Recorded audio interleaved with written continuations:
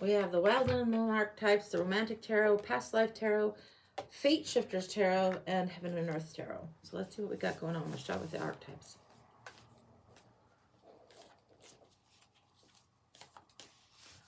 We need it big.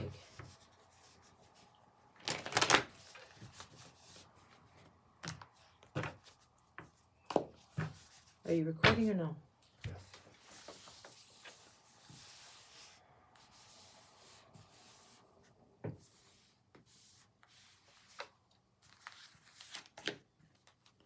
The Cave and the Ring.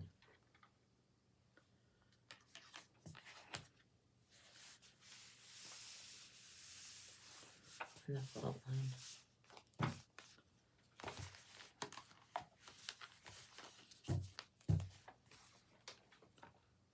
The fault line feels very literal, like Earth geography fault line, earthquake, natural disaster type energy. The cave in the ring, where you were, where things were safe. Then this happens and there's something that is screwball with your terrain. The people of this group that are the ring, the group, the circle of family, friends, whatever that are here, they have to move beyond the fault line. There's a whole group migrating. The fault line, the natural disaster, the thing that happened.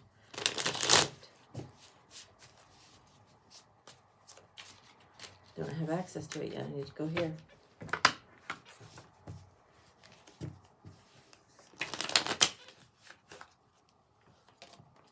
Okay. Native American. Asia. This is indigenous peoples. Big time, big time.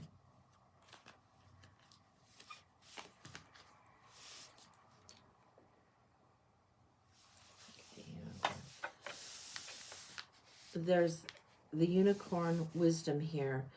People that didn't move and migrate disappeared. They were rare to see.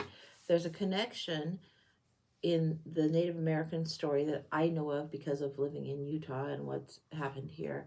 Also has happened on other continents and other places. Any way you slice it, there's this native people that live kind of where there might be caves. Here I might think of Pueblo Indians, but I don't know who are all the native peoples in the continent of Asia. I didn't grow up there. It's this migration of people that had to migrate or end up dying, and some of them did die. It's a migration of people. Your whole community had to move. Your whole community. Heaven and earth moved and created a new river when this fault line thing happened. It does feel like there was earthquake and flooding and a shift in the terrain that literally caused a break in what was the continent. And like I'm getting peninsulas and straits and islands and things where land masses would have been connected, but they got disconnected and separated from each other. You became distant from people that you would know because you were cut off by this. So this is where the migration shifted. You had to shift. You had to go differently. You had to travel riverways. Had to travel. Had to go differently. Had to create a new boundary line. Had to travel in a different way.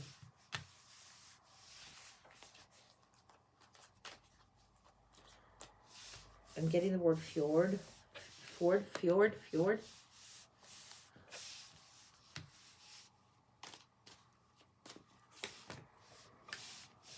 Yeah. Traveling the fjords, and it led you to a new place. This was important. It was the truth thing to do. It was the way you had to go forward. It was the only way forward. And you didn't have all the light and information that you wanted to go forward. It was like you had a limited amount of light to go forward and travel. Your family separated from the community.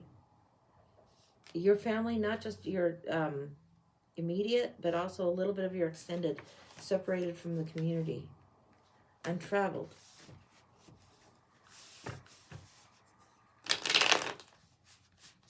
What happened after this? And how old were you? Why do you remember this? This would be something in your life that you would be old enough to be a child of memory. So this means you were like 8 or 9, old enough to remember.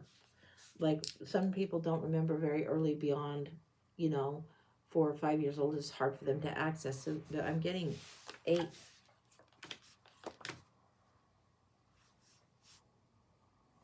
This is having some kind of a wealthy relative that's across the shore in a distant way. There's a lot of battles and a lot of people that are displaced because of this thing that happened in the world, but it displaced many. They traveled, they had many.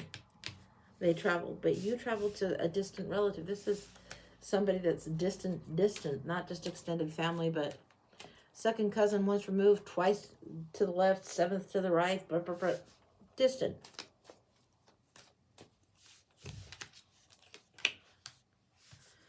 There were treaties of marriage and arranged marriages going on. There were treaties of marriage for many people around you. There was cooperation between families and alliances created so that things could grow, so there could be prosperity going on. It was unsteady and uncertain times, so these agreements were taken quite seriously. So now we're getting to some more of the meat and the bones, the arranged marriages and stuff that were going on. Were you excited about that? Probably not, but I don't know if you're male or female yet. Sometimes that comes in right away, and other times it doesn't. What's going on with this arranged marriages? Because this is now, we're a little further down the track in time. Yeah, this is big love arrangement. This is at least 10 to 12 years later. At least.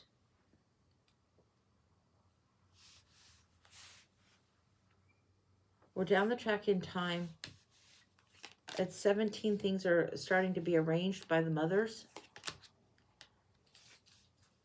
They're waiting till somebody is old enough.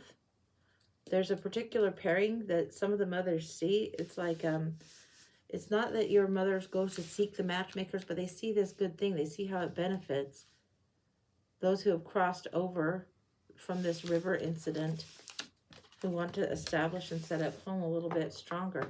They're coming through. It's not in there.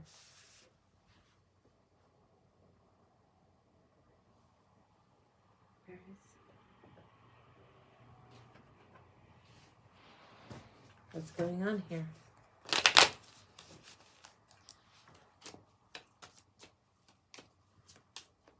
I think you go from one place that was considered a trickier climate. For me, Angie would think snow climate is not so fun to be in. That's a cold climate if it has snow. It's Utah snow. I'm not living in Antarctica. I get it. But you go to a slightly more warm climate. Here you are. There's the wedding. He left cold climate too. You were a girl. I'm getting he as third person. So he left cold climate too. This is the wedding. It's something that it's not warm all the time, but there is a warmer climate. Probably a lot of rain. Are you in Ireland? Yeah, you're in Ireland under rule of a king that is not a well-liked king.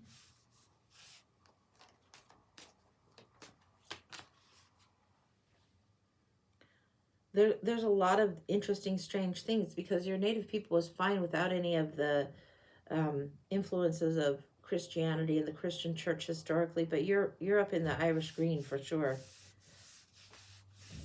It's rainy and it's cold. It's tough and it's doable and it's beautiful. It gets stripped raw sometimes. Really, really, really pretty landscape there, but not everything is easy. There's abundance and the sunshine coming in. There is more of this abundant time. The empresses that decided for this wedding to happen, they chose well. They did you a solid when the mothers decided this. And you didn't like this notion of the arranged marriage, but I think the mothers knew pretty well. They combined what they thought would be a good marriage, a good force for you. And I don't think you had aristocracy, no. But I think you had a little bit of land of your own, a little piece of land that was your own, that was like maybe minor lords and minor lords and ladies, maybe just below that kind of thing. There's a period of time, 3 years, that are difficult, where the knowledge of the land and what to do with the land is coming in a little bit tricky. This is like somebody that would be a, I don't know if they call them a land baron, a land owner, landholder. I don't know what it is called there. Enough status that you would have a land and people working on the land for you. But the first 3 years were difficult, but you built it up. And there were people that also had farms, like, I don't think tenement farmers is the right word, I don't know. They would have a stake in the land, they would work the land too, and you would have care of them. So you did have some status, not huge. More than, you weren't poverty stricken and you weren't super, super rich. You were in between, but you had land and you had a few different families on the land. That's interesting. Care and keeping of the land was your responsibility. This is something that it's showing me a young sword. It's showing me this in relationship to status. It wasn't like this hugely acknowledged status, but it existed. There was this combination that was the good combination. Your geographic location also suited you well, and it positioned you and both families in a place where it was very good. I'm getting lots of green fields energy. I don't know that you were farming as much as you just had fields that were, for some reason, valuable. You had a geographic great space to be in. So when your family left whatever it was and they started again, they happened to land lucky.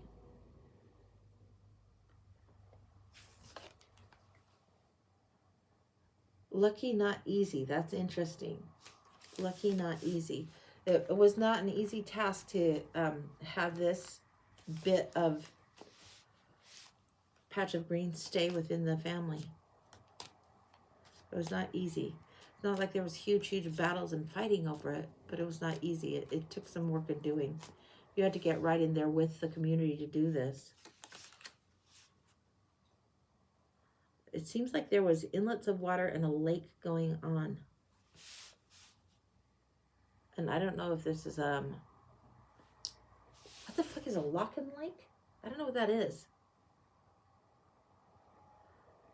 A Locken Lake, moors, I don't know what that is about. That's what it feels like. I don't know who calls them that. You might explore and know and be like, oh, I recognize where this is. Queen of Pentacles. Unusual blondness is what I'm getting. Now, this is weird because most of this other has come up and blonde has come up in the other cards, but this one comes up as the unusual blonde. What is that about? And no, it's not coming up as albinoism. No, it's unusual blondness. There's an element, I would think probably in the family, that has some kind of unusual blondness. Weird, trippy, unusual. I don't know what that's about. It's the unusual influence of a foreigner that makes you have to stand your ground, hold your ground, build gates and gardens. You want to build in the way that they think and that it seems to be good, but it comes down. It doesn't last. The inheritance, the legacy, and all of this going forward is still the dark-haired people. Unusual blondness. This is 3 or 4 generations out. There's more of them merging together. This is like what happened here. Again, and it's not so much an arranged marriage, but there is this repeating contract through time of these certain peoples with these other peoples. It's almost like if, and I don't know that it's exactly this, so don't take this as exact. But it's almost like as if somebody that was from Sweden or Switzerland had contracts with somebody from Wales, but in the way back, they had somehow crossed in this in-between place where the Anglos and the Saxons became more united and more connected with each other. That kind of thing is what it's feeling. And I don't know where and when it was, but it's these two peoples. It doesn't feel as far apart as like Norse, Viking, and Italians, and it doesn't feel as far apart as actual Asia. It feels like different than that. That's what's going on. Anything else? The gift was the second chance it offered, even though that you guys relocated. The gifts and the skills, when they were combined together, brought forth good fruit, brought forth good benefit for the land. The gift that was offered and the second chance that was offered was utilized well. This is you marrying well, having land, having people that you take care of. You take stewardship of them in such a way that the land prospers. And in such a way that generationally it sets things in a good motion down the track. This fault line, the divide, this leaving, other people didn't survive, other people might have stayed behind, but your family leaving was definitely the right thing to do. It's like in this one, you would have been first generation immigrant of a sort, and it goes down and it benefits. It really does benefit. The Knight of Cups, there's beauty in what's doing and beauty in combining of the two houses. The two houses being combined beautifully, it creates a whole new offering. It's like a hybrid that's fabulous. That's what I'm getting. The combination, the cultivation is fabulous. Anything else? There was victory. There was long-term victory, long-term success. The universe gifted. And because somebody took opportunity in there, instead of felt thwarted or challenged or just gave up, because they took opportunity and accountability and the stewardship that happened, then it led to growth. That's what I've got. That's complete. Holy cow. This combination led to greatness there. Really trippy. Really, really trippy. Huh.